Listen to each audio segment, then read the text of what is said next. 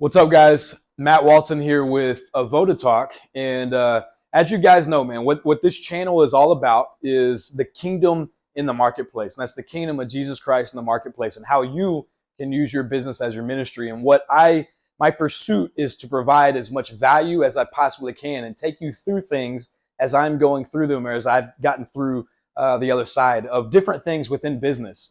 The most important thing that this channel is after is souls, man. We want to see souls transformed and businesses transformed as a result of that, and businesses surrendered over to God, their owners, quote unquote, surrendered over to God, making God the owner, and then moving us into the stewardship position. So that's what we want to focus on here, and then providing value. Like right now, I posted a couple of videos on scaling, even a couple of videos on HR and all of these topics that we see here.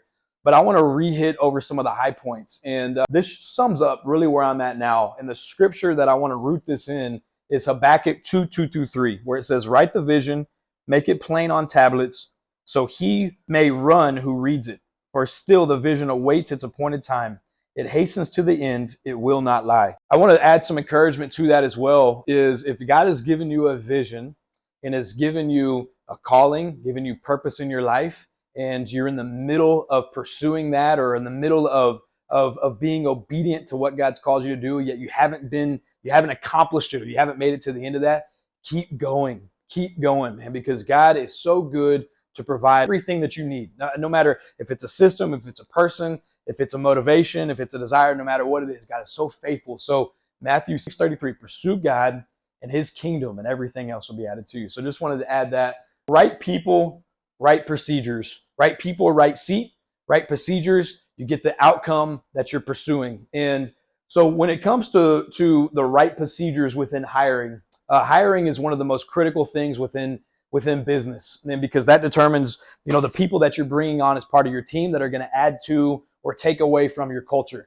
And what I look for is, some of you guys know I hire guys that are still in prison. God has called me to use my business as my ministry. So I hire guys that are still in prison, or have just gotten out of prison, or are on the streets, or going through a sober program or something like that. And then I disciple them, love on them, and teach them how to be men while they're here at work during the day. So hiring is critical. You want to make sure that you have the right questions. And what I always do is I have some questions that I ask them. I show them what they're going to be doing. And then I get down to like the nitty gritty of it. Like I start asking them specific questions about their lives. And then I in return will share certain things. And listen, this goes against everything that you will read about hiring people. But I promise you, the majority of my interviews have ended in tears, or there's been tears at some point on both sides, because guards were dropped down, especially when you're working with guys like what I am that are getting out of prison or still in prison. And you need to drop those walls down. And the only way that you can do that is by being vulnerable with them and sharing your purpose and what God's called you to do and how you care for them and how you want to see them thrive and succeed. You want to see them to go to the next level. And as a result of that, man, God has been so good to drop those walls down and ultimately bring in some of the best people that I can possibly imagine to my business. But it comes down to hiring, man. How do you hire? Is there something within your hiring process that you need to get better at? I promise you there is. I know for me, there absolutely is. There's something within every area of my business that needs to be improved upon. So pray about those things. And my encouragement there is, when you're studying the Babylonian system within business, don't follow that, and follow what God has called you to do within business, and follow what the order and the procedures that God has called you to follow. And just know it's going to look dramatically different than everybody else out there. But the reward and the outcome that comes out of your obedience to God will be different than if you just follow the Babylonian system. Next is HR. So I'm working on this right now. So HR and this PIP, the Performance Improvement Plan, I call it the Discipleship Plan.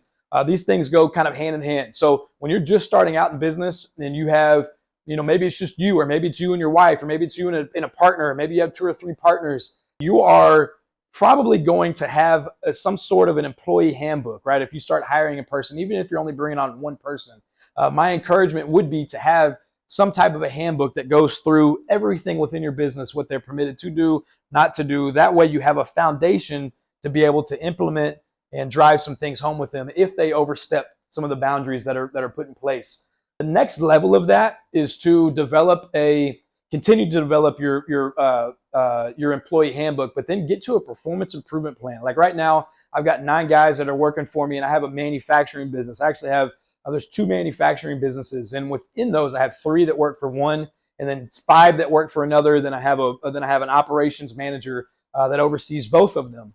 And one of the things that I noticed before I started to develop and implement a discipleship plan was, despite the fact that these things were written out in my employee handbook, it was still difficult really like hone in on, hey, you were late today. You showed up at 6:02. Man, it starts at 6 o'clock. Or, hey, we don't do these things right here. It was hard to enforce those things in a way that didn't push them out the door or that didn't represent your company in the wrong way. So what God's called me to do is develop a discipleship plan. And out of that, I have my informal and formal, and then I keep track of everything. So if you made a mistake, if you did something against the rules, then that'll stay on your record for 6 months. You'll enter into a discipleship program to where we'll coach you and counsel you and train you on how to overcome some of these things. Then ultimately, if you break another rule again, it stays on your record for 12 months. And then if you break another record, then that's where we really get into, okay, is this person a good fit or not? My goal with this performance improvement plan or discipleship plan is to never fire anybody.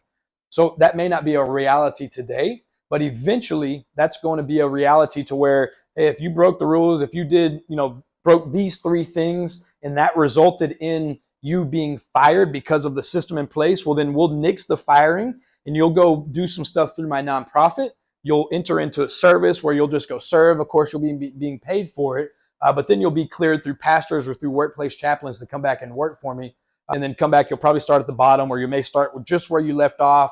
Just depends on your engagement with the performance improvement plan. But I feel like a lot of people that work for other people think that when you enter into this plan right here, that's the company trying to fire you. And that may be a lot of companies, that may be their pursuit. But my pursuit and kingdom business owners' pursuit should be never to fire. I want to disciple you. I want to exercise the grace and mercy that Jesus was so faithful to exercise with me every single day. I want to teach you how to be a man, or teach you how to be a woman, teach you how to overcome these things. And then out of that, we get to see them start to overcome these things and start to see growth take place because you made a decision to disciple them instead of just letting them go because they affected your bottom dollar. So I want to encourage everybody to really start to develop this. This goes through your HR department. Develop all of your procedures around everything. Think through all the scenarios. If somebody gets hurt, if somebody has a near miss, if somebody misses a day, if somebody calls in late, think through every procedure, every possible outcome, every possible scenario. Develop procedures around them, and then implement those. And then you just have a day to where those are implemented. Same thing happens here. When you develop your performance improvement plan or discipleship plan, have a day to where you implement that, to where you sit down with your team and you let them know from here on forward, this is the way it's going to be. And then you just track things. And ultimately, the heart behind that is to disciple and love on them. What this will do is this will put you into a position to start to learn who your top 20% is. And there's been a number of studies done that say you have your top 20% are actively trying to pour into your business. You have the middle 60% that aren't engaged at all in your business. They're just collecting a paycheck. And then you have the bottom 20% that are literally trying to sabotage your business. So the goal of this is to figure out through your HR, through your performance improvement plans, through proper leadership, is to figure out who that top 20% is and then start pouring into them. Teach them how to manage money, how to overcome, sin, how to surrender the life to the Lord, what the gospel is. Teach them how to get back in their kid's life, become a better dad, become a better son, brother, sister, you name it. And as a result of that, then you start to, when we're pouring biblical values into my top 20%, my top 20% then is going to just naturally pour biblical values, believer or not, into the bottom 80%. And then that's where you start to see those numbers, 60%, 20%, start to be skewed a little bit.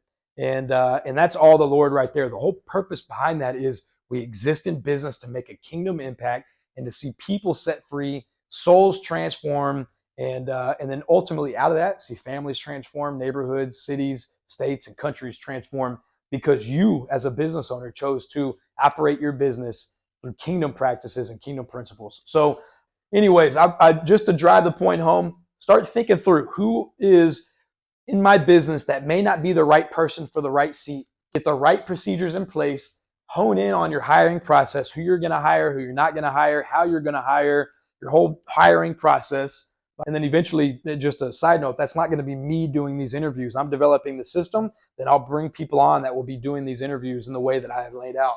Start thinking through your HR, get past the employee handbooks, get to developing discipleship plans or performance improvement plans. Get every scenario out there and develop a procedure around every scenario. And that will allow for you to determine who you're going to pour into and teach them how to manage money, get out of debt, get back in their kids' lives, get back in their wife's or husband's life or whatever it may be. And that's where we become disciples and grow disciples within the market.